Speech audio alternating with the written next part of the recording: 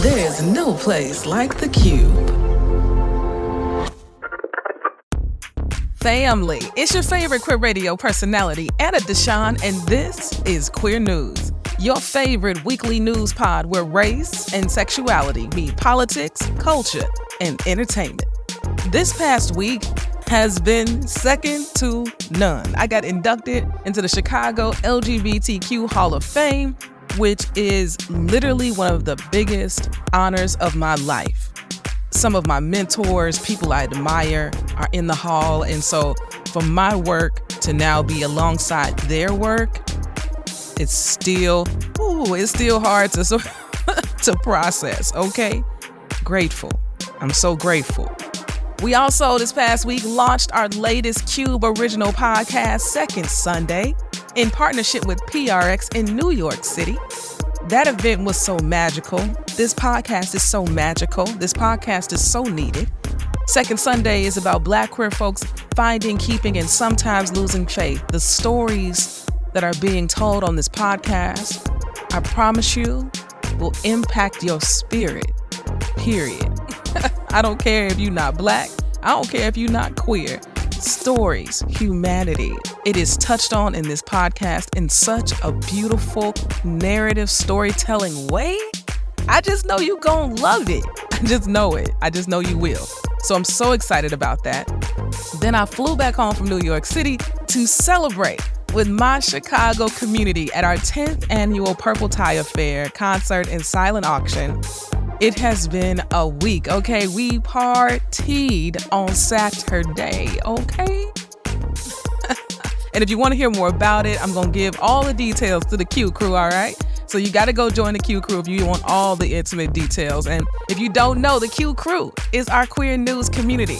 Their reoccurring monthly help supplements the cost of this pod, hosting, editing, marketing, PR, travel, child, everything. If you believe in the work we do, if you believe LGBTQ stories need to be amplified, if you love and respect how I report on the news and tell our stories, join the QCrew. I also want to welcome Chris. Chris, welcome to the QCrew. Chris is our newest member, okay? So come on and join us. A link is in the show notes.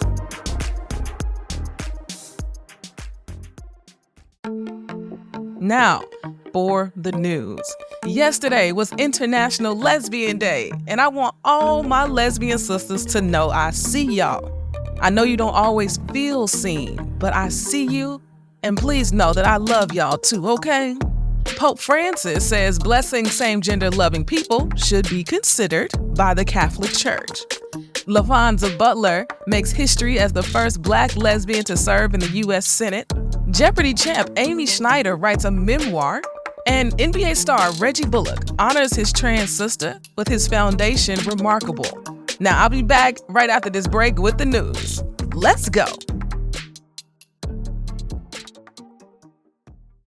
I'm Darren. And I'm Esther. And this is Second Sunday, a podcast about Black queer folk finding, keeping, and sometimes losing faith.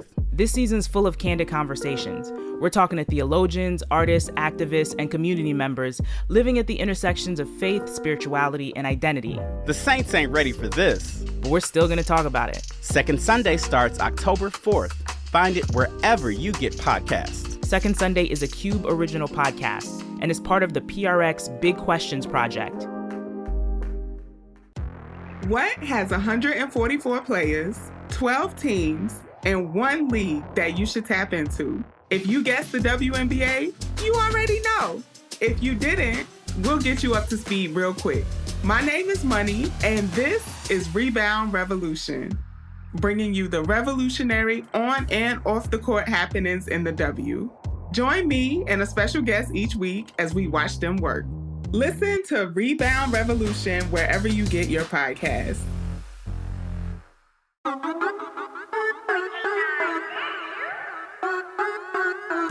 You are now tuned in to higher frequencies. We do this frequently. Turn your radio station to E3 for that decency. Listen to great music and the latest movement. Safe listening for anyone that's tuned in. Who you waking up to? Anna DeShawn, QCrew and friends. It's that real talk. Online radio with the spins. You caught up in traffic, frustrated. Just check in with E3 to shift your vibrations and get elevated. That's queer radio done right. Choose to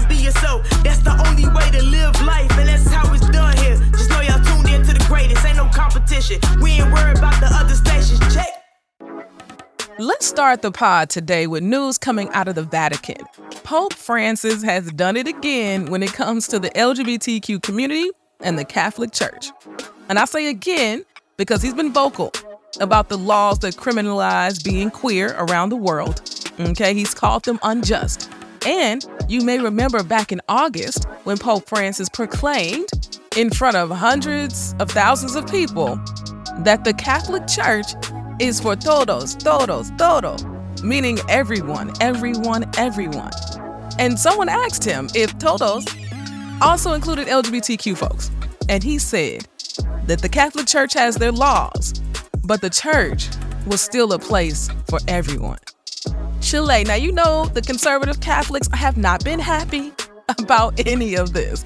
So a group of them actually sent Pope Francis some questions and asked that he respond on his position. He responded.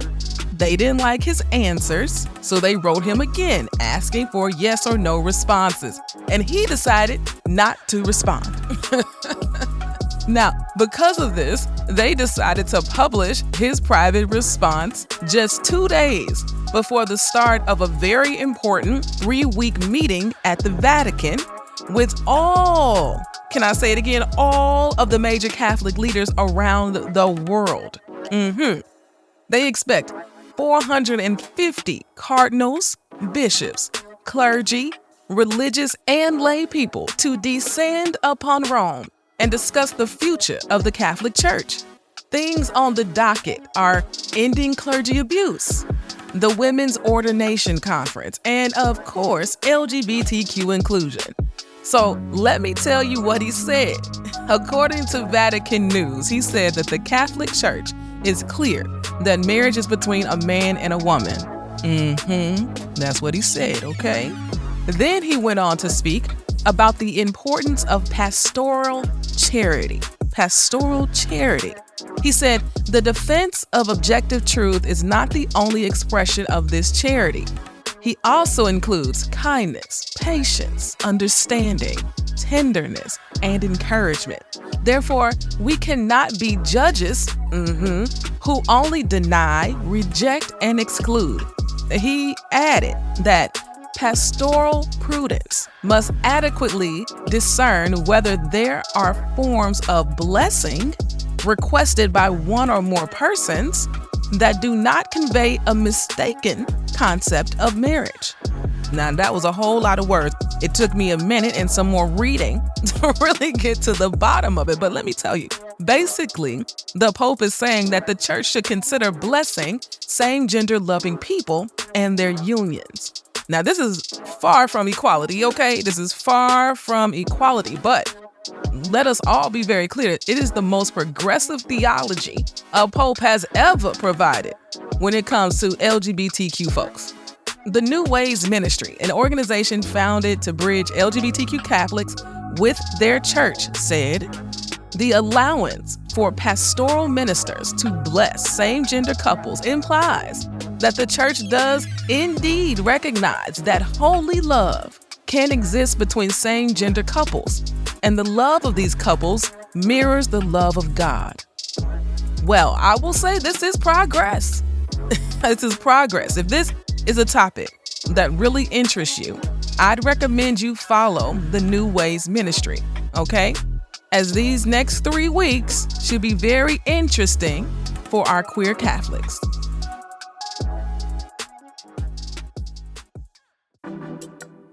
In politics, you know we still got to talk about this historic moment of Laphonza Butler being appointed to Dianne Feinstein's seat in the Senate. This news broke just after we published the podcast last week. So I did a TikTok about it, but I was like, we still got to talk about it on the podcast because this is a moment.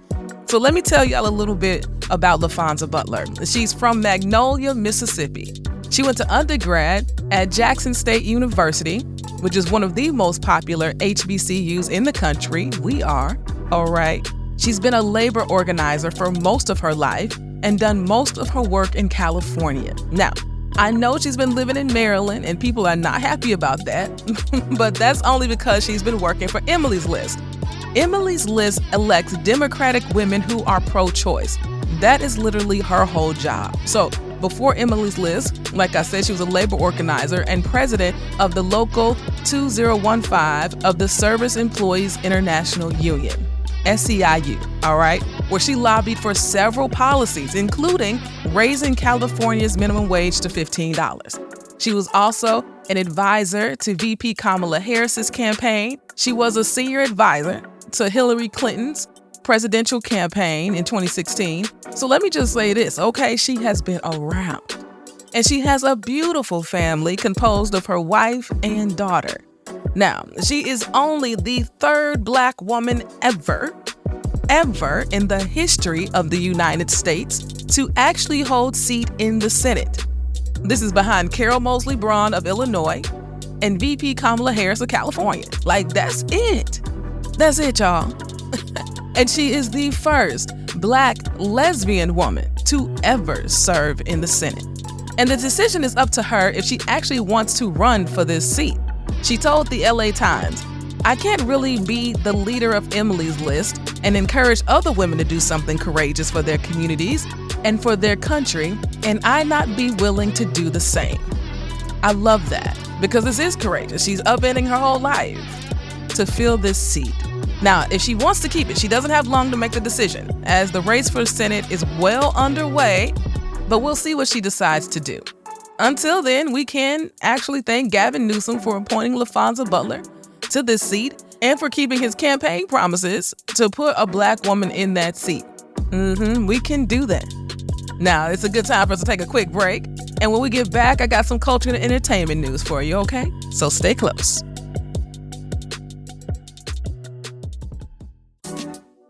If you're hearing this, it means we didn't sell this ad space. If you're hearing this, it means running ads on our podcast actually can work. You see what I did there? You see this real life example? You got an event, do you have an organization? Do you got something you need to get the word out about? We got rates starting as low as $100. Check the link in our show notes for more information. Hey, I'm Anna. And I'm Adele.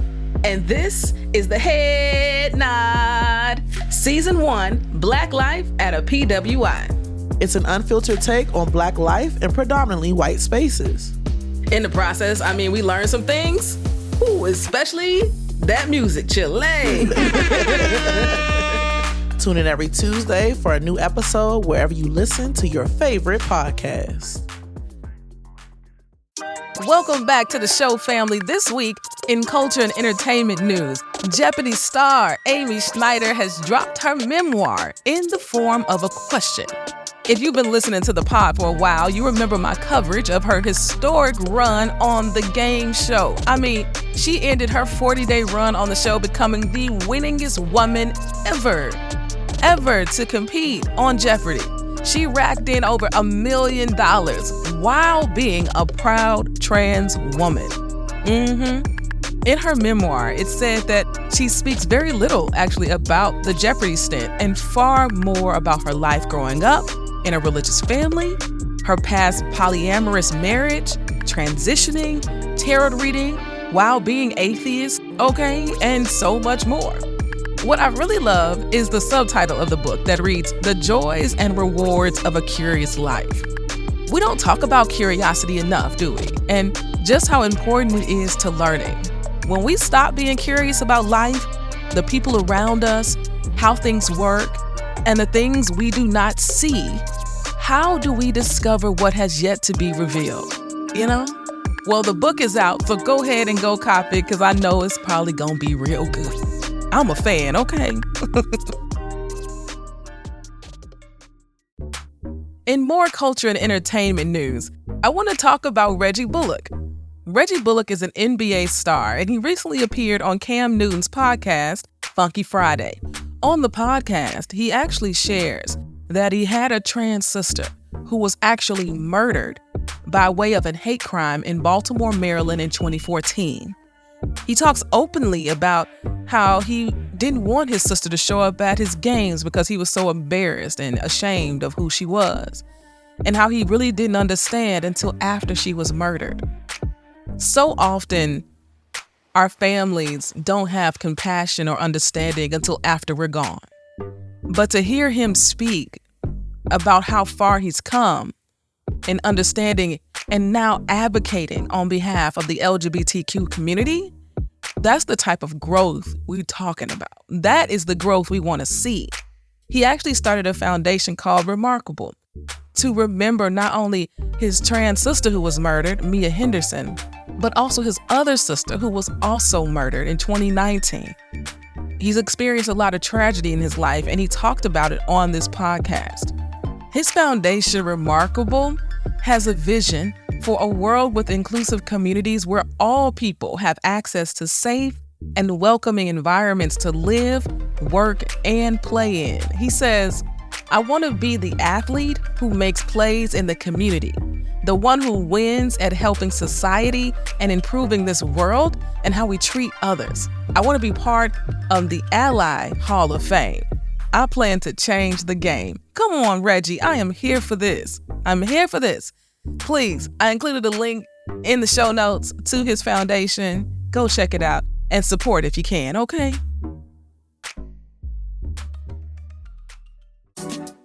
It's Hispanic Heritage Month, and I've been celebrating someone every week.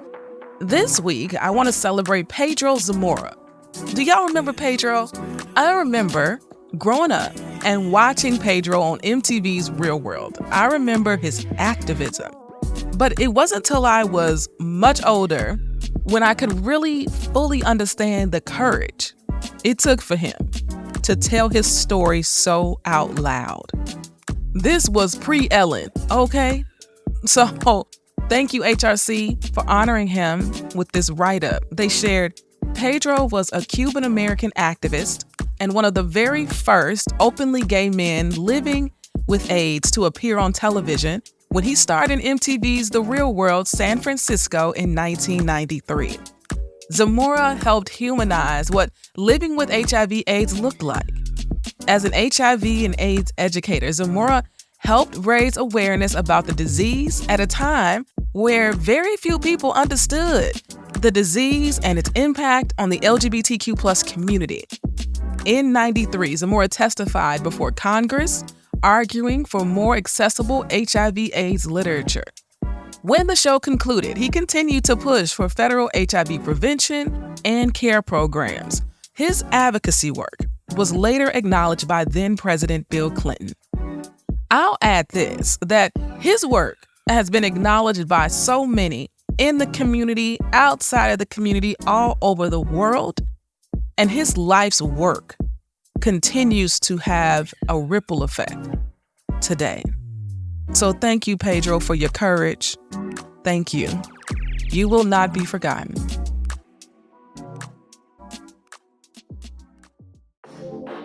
All right, now it's that time for Anna's word. The word today is coming from Shonda Rhimes. She wrote a book called The Year of Yes. I love this book. I don't read very often, but I will listen to books, okay? And this book was narrated by Shonda, and she brought her full self to it. I enjoyed it so much. So let me share the word. She says, they tell you, follow your dreams, listen to your spirit, change the world, make your mark, find your inner voice and make it sing, embrace failure, dream and dream big. As a matter of fact, dream and don't stop dreaming until your dream comes true. I think it's crap. I think a lot of people dream. And while they are busy dreaming, the really happy people, the really successful people, the really interesting, powerful, engaged people are busy doing. Ooh, so are you busy dreaming? That's cool and everything. I just don't want you to forget about the work of doing. So get to work, okay? Until next week, peace. If you enjoyed what you heard, rate and review us inside your favorite podcasting app. This podcast is written and produced by me, Anna DeShawn. Podcast editing by Experience J of Just Listen Media. and brought to you by E3 Radio, your #1 queer radio station playing queer music and reporting on queer news in high rotation.